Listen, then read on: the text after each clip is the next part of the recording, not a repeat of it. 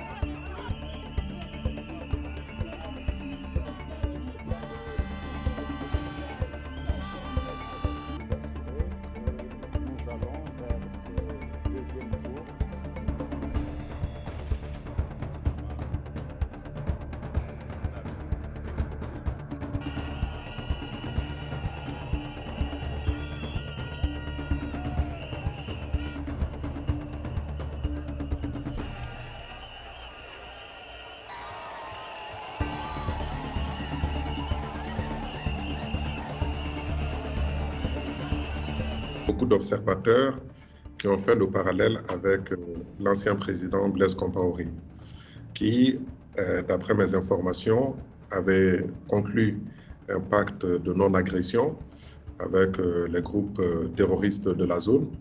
On a vu qu'il était très impliqué sur le dossier malien parce que lorsqu'il y avait des prises d'otages, c'est lui qui intervenait via des intermédiaires ou parfois directement. C'était tout simplement une période pendant laquelle il y avait un certain nombre de réseaux qui fonctionnaient en faveur du pouvoir burkinabé et le groupe terroriste était aussi très concentré sur le fait de vouloir s'implanter davantage sur le territoire malien.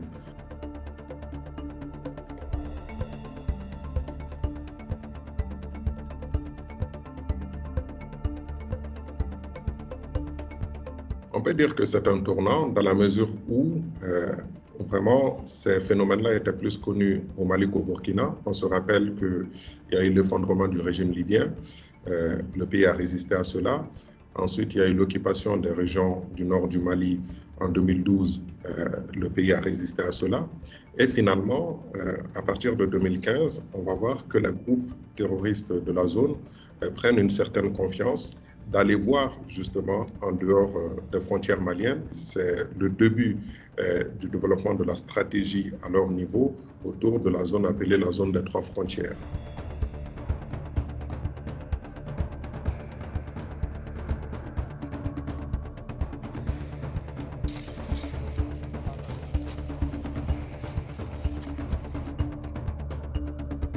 Deux grands groupes identifiés dans la zone, c'est le groupe de soutien à l'islam et aux musulmans et l'État islamique au Grand Sahara. Nous avons des petits groupes non identifiés qui vont saisir une opportunité, une mauvaise opportunité. Et dans ce processus, il y a aussi énormément de milices d'autodéfense qui se sont développées dans la zone, notamment au Burkina Faso et au Mali précisément. Le fait qu'il n'y a pas de cartographie précise concernant la présence des groupes de manière sûre pose un énorme problème. Aujourd'hui, il est très difficile de dire exactement qui procède à ces actes.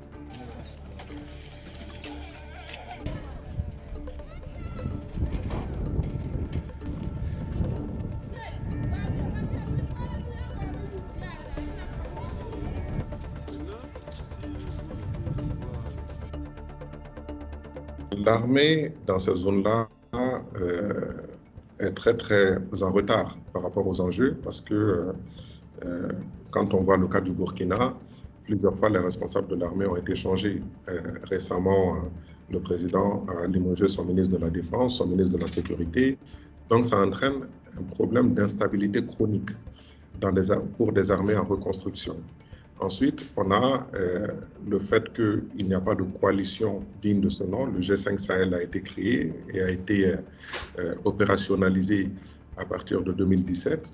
On voit que ce G5 Sahel, à part quelques opérations ici et là, ne parvient pas à être une force efficace digne de ce nom.